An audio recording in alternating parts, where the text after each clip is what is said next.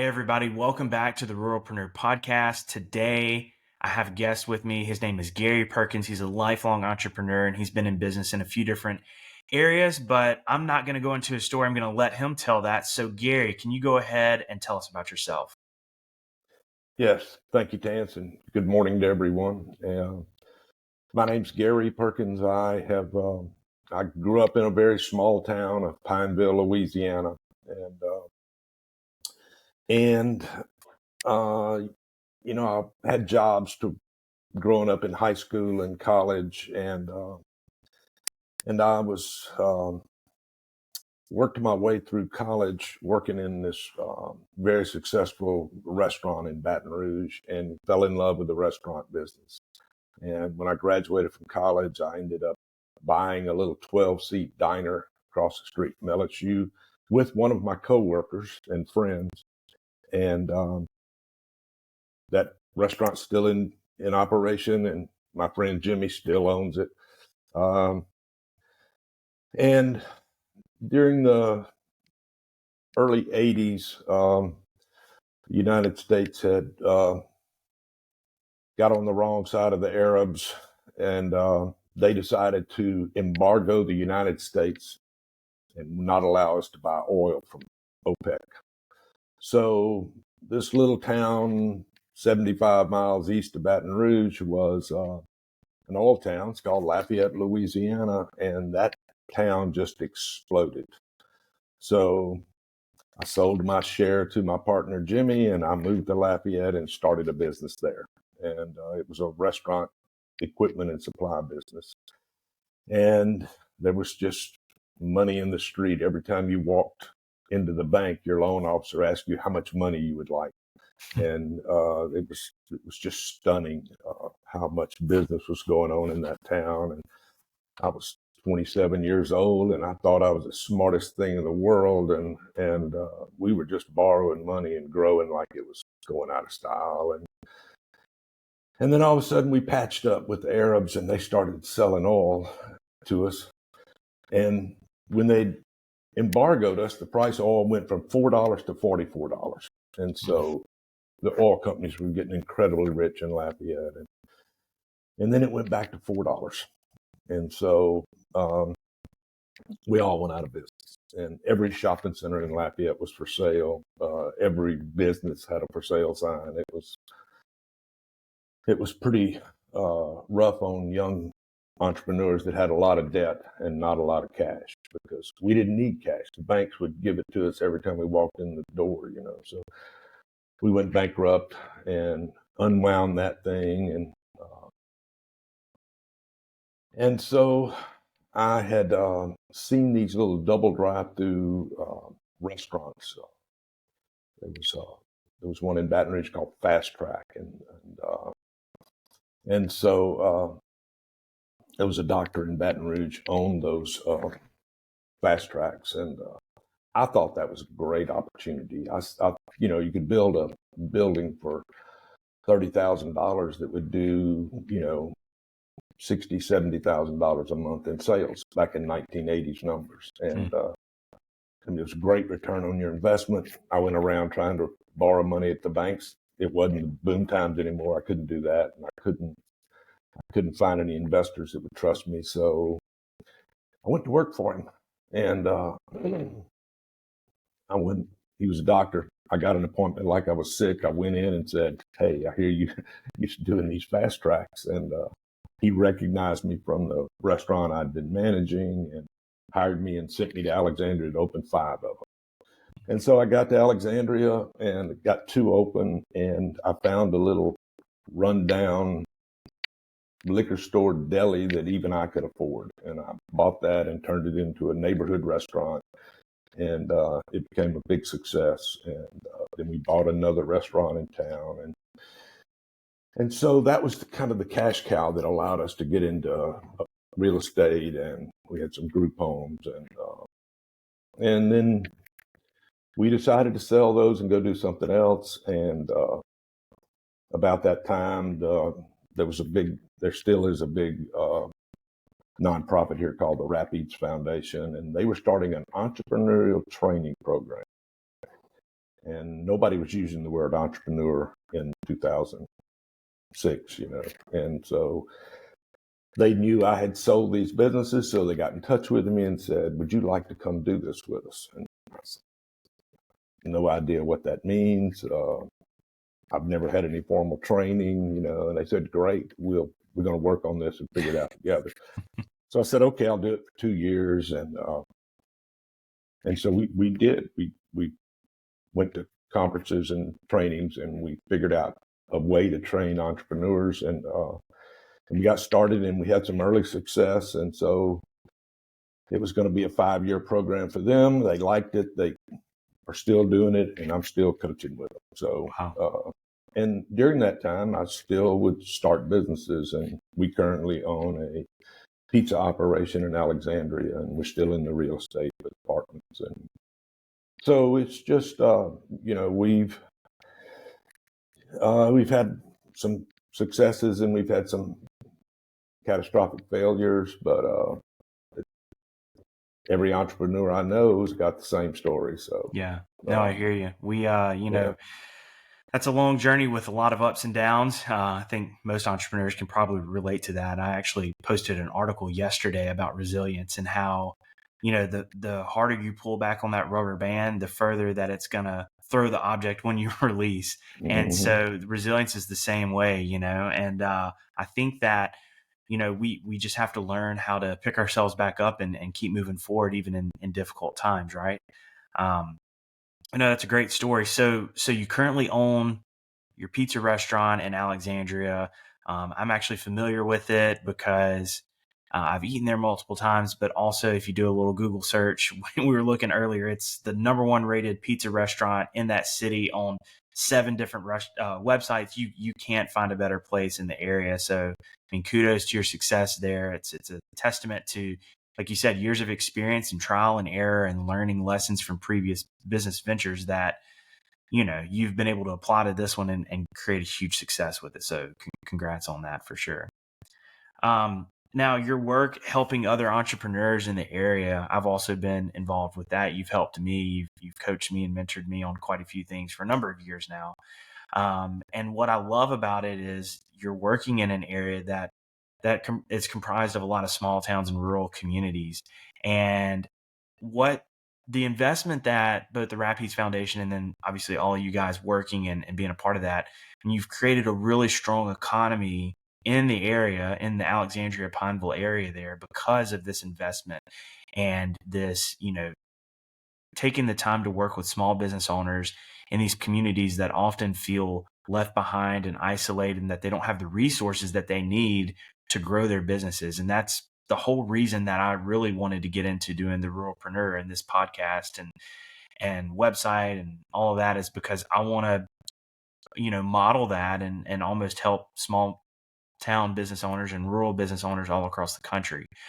So I really admire what you guys are doing. I think it's just a fantastic program and project that you guys have going. So tell me this, Gary. What are you doing in your business right now that is causing you to have so much success? Obviously, you've learned lessons from the past, but what are you doing going forward?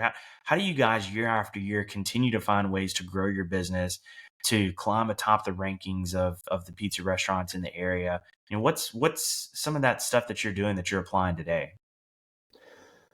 So one of my early mentors that taught me the restaurant business, and he was a Leslie Spencer out of Jackson, Mississippi, and he let me buy a restaurant and still manage his and go run mine. Hmm. And so he was an incredible mentor. But we did not do any paid marketing. Everything was word of mouth. And he stressed to us long-term relationships. And I think that's he taught me all the nuts and bolts of running a restaurant, but that one lesson of the value of keeping your employees for 10, 15, 20 years, which is unheard of in the restaurant industry. Yeah. And not changing vendors every time somebody's got a nickel difference. Because when you do go through the hard times, who's going to stick with you? Yeah. And it's just the power of long-term relationships. And so our previous restaurant, the first one we had in Alexandria, when we sold it, we had 10 and 15-year employees, which is pretty unusual in that industry. Yeah. And currently at Wildwood, we've got 7 people that were there on opening day, and Wow. 10 years later, they're still with us. And so and that fueled our success for a long time, was word of mouth, treating all of our customers like they were uh, long-term members of our organization, and they felt like they owned our restaurant. Yeah. That was their place, and they would say it. They would say, "This is our place," Yeah. and And it so is. and it is, and we continue with that. And then all of a sudden, there all this technology changed, and now um, I had to learn. Uh, I got my first cell phone in 2006, because until that time, if you needed to talk to me, come to one of the other of those restaurants and buy something, and I'll sit down and talk to you. And so then I had to adapt to this world that was rapidly changing. So then we had to embrace uh, social media, and uh, old dogs can learn new tricks. And so, then we had to change how we market, but we had to still keep those fundamentals of these long-term relationships. And I've Absolutely. got uh, this week I was bussing tables at Wildwood, and a customer came in with their child who had a baby in their arms. So this is the third generation of that family that's regular customers. And I see that all the time. It's like, Yeah. and so it's been a real struggle. How do we maintain that on social media? Mhm. And I think we've done a pretty good job of it. But now I'm concerned about what's next. Yeah. And we had some conversations before we went on the air about you helping me with that. And I think that's the answer, is reaching out to others. And In the restaurant business, we're one of the rare industries where our competitors, all of them are my friends. Yeah. We've developed relationships through the Mhm. years. I know the sales figures of 2 of my biggest competitors, and they know mine, and I know their food costs, and they know mine.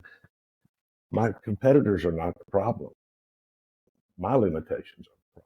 Yeah. So reaching out, what are y'all doing? Helping them when they have an issue. Um, it's your competitor's not the problem. So it's that trying to fit that old personal relationships that built your business into this modern world of social media, where we've got to find a way to create that also. Something that, so there's a lot to unpack there, but I agree. So, as you know, I opened a coffee shop earlier this year. It's been open for about 6 months now, and it's been a huge success. We've set opening day sales records. It's a franchise model. But we had a lot of success, and we built up anticipation and talked about the business and got to know people. But I was sitting in there the other day, having been open for about 6 months, and I was just sitting in there on my laptop. I was working, not working in the coffee shop, just sitting over there working by myself. But I was observing what was going on.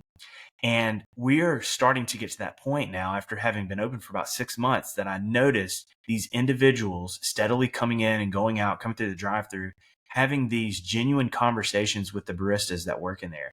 And Mm-hmm. they come in, and one of my baristas says, "Oh, I'm going to go ahead and get you started." They knew what drink that customer was going to order. They asked him, "Hey, did you want the sausage, egg and cheese bagel today, or did you want the croissant?" And they're starting to develop those relationships where, like you said, the customers are feeling like they're walking into almost an extension of their home, or like a Right. friend's house or something like that, where it's just this really strong relationship. And it's tough to have those relationships if your staff is turning over as well. And Oh, that's so the staff that we have quite a few from when we opened day one as well. Now, I know that's only been 6 months, but even that amount of time has allowed these relationships to develop. yeah. So I think that's huge. And something you said about how do we handle the digital side of these things going forward and maintain these old relationships or maintain that human to human connection. One thing that I've noticed, and I didn't plan on saying this at all today, is just what I thought when you mentioned that was I've noticed that our organic posts on social media that perform the best are whenever we have pictures of our staff in the Mm-hmm. picture. Instead of this fancy promotional graphic or whatever it may be, like the other day, I took a picture of our staff wearing their Halloween costumes. It was just something like that. It was personal, it was human to human, but the engagement on those is always higher. You know, the Yes. customers that see those, they go, "Oh, that's my favorite barista." Or, "Hey, I know Haley," or, "Wow, Haley always gives great service at the drive-through window," whatever it may be. So those human connections are still there even through social media. And so what we have to realize, we don't always have to have this polished nature, this polished way that we communicate, but just being authentic and building and, growing on those existing relationships, especially with localized businesses like a restaurant or like a coffee Right. shop. You know, it might be a little different when we're talking about brands that sell physical products across the country and the customers don't walk into their store. I've never walked in the OnCloud store that sells the shoes. I buy it from a shoe store, but with a coffee shop or a restaurant or any kind of local service business where the customers have to go in and interact with the staff and the business itself, those are some real connections and relationships. And so Right. finding other ways to build on that with the digital efforts, I think you're right. I think that's how you can be successful going forward. And I would challenge you to look at your social media posts and look at the ones that involve some of your staff and customers in the pictures as opposed to the ones that don't, and see if there's a story there. See if there's a correlation maybe to more engagement. I think that would be an interesting data point to look at, for you guys and anybody else that's listening that has a business like that. Yes. Um, so Gary, tell me this then. As an entrepreneur, I'm going to kind of segue into our next segment, which would be, tell me, you told us our journey, but what was that moment in your life or in your career where you knew that being an entrepreneur was in your blood and that there was no getting rid of it? Early in my life, uh, when I was, 10 years old, I started working for my dad. He was a city fireman, and he had a side hustle of putting up fences. And so by the time I was 15 working for him, I would try to get him to quit his day job and grow the fence business. And he would allow me to say all these silly things that we could grow this, we could do whatever. But he was never going to do that. It wasn't in his nature. Mm-hmm. And but he would let me go out and sell bench jobs and buy the material, and he would work for me while we put that fence job up. Mm. And then most of the time he would sell the fence jobs and I would work for him. But he would allow me to do that because I always thought I had a better idea. Mm-hmm. And I always thought we could do better. We could make more money. And so he was never falling for any of that. He was the assistant chief at the fire department, and he knew he was going to retire there. And so when I went to work at this restaurant in Baton Rouge, I always was trying to get the management to do these things that I thought would improve our operation. So finally, the owner calls me in the office one day, and I thought, he's fixing to fire me because I'm such a pain in the ass. And he says, you are such a pain in the ass. You just think you know how to do everything. I'm going to hire you as a manager, and then we're going to see. And he did. And he hired myself and this other pain. He made us assistants. And both of us were always trying to get us to do things that were more productive. And so about 2 years later, he fired the general manager, and me and this other guy ran that restaurant after that. And because the general manager just was there for the job and he didn't have an entrepreneurial bone in his body. So anyway, it was just, I don't know, it was just delusion when I was younger, and I'm still delusional enough to believe that I can do it better. So I keep doing it. I keep trying. Yep. No matter how bad I fail, I keep thinking we can do this better. Can't shake it. Nope.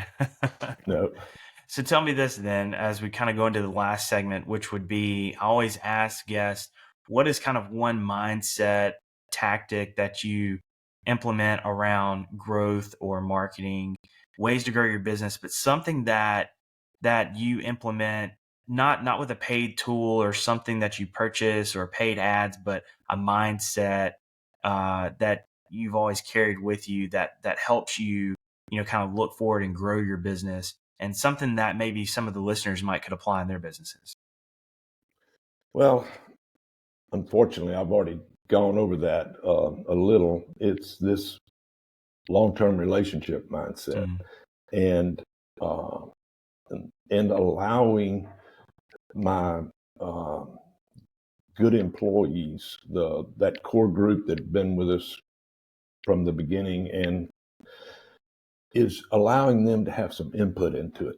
Because if they think that we're implementing their ideas, they are more bought into the thing. So, yeah, and then having that same long-term relationship with my marketing company is you know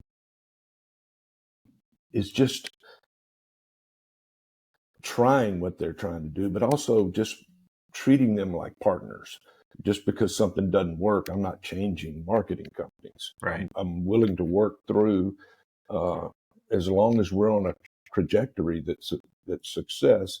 We're not going to let a bump in the road change who we are, and we are a long-term relationship company. And my children, who grew up having to work for me and put up with me when they were teenagers, didn't want anything to do with the restaurant world. Well, 10 years ago, my son and I and my daughter opened this thing. And so I'm trying my best, and they fully embrace this idea that yeah, we're a long-term relationship. If you are coming to work for us and trying, uh, and doing your best, you're going to be with us forever. And allowing our employees to create the pizzas of the month, uh, and be involved in our marketing, and celebrating their success all the time. yeah, And we're not the highest paying job in Alexandria, but it's real hard to hire our employees, yeah. Well, because they feel like they're part of this also. yeah. And so it sounds like, building a strong foundation with employees and customers, you're almost unlocking like a crowdsourcing method of, hey, I've got this army of people who view it and see it the same way that I do. So maybe they have some ideas and some suggestions and things that I can implement to for kind of sustained, consistent, uh, controlled growth over the years, right? And you Right. touched on that as in how you got into the business of giving ideas, whether it was you worked with your father for a while, had that relationship, you worked for the restaurant owner, had that relationship, and he listened to you finally. They both listened to you and allowed and saw growth come from that. And now you're doing the same with your employees and your children. So Right. it seems to be the theme from start to today for you.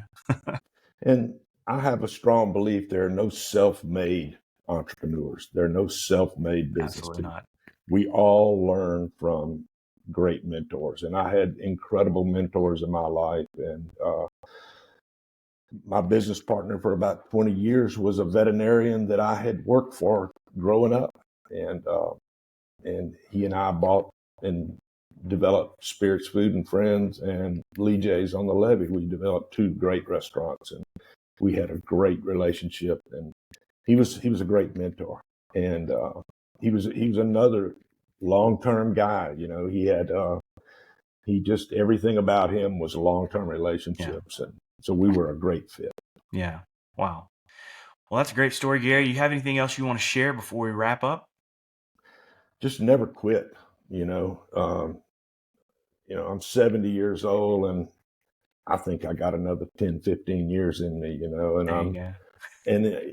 you can teach old dogs new tricks. Yeah. I mean, there's no doubt you can continue to learn, and that lifelong learning is a powerful tool. Just because I failed today doesn't mean I'm a failure. It just means I failed today. Yeah. And I've got to be like an NFL cornerback. I'm not going to win every interaction, but if I continue to learn and grow, I'm going to win in the end. Awesome. Well, I appreciate it, Gary. Thank you for coming on with us today. And thank you, everybody, for listening. As always, remember you can go to theruralpreneur.com and read all of our articles, sign up for our email newsletter, and then, of course, find us on all the social media platforms. And then, of course, the podcast right here, always being on Spotify and YouTube. So we'll see you again soon, and thanks for joining us.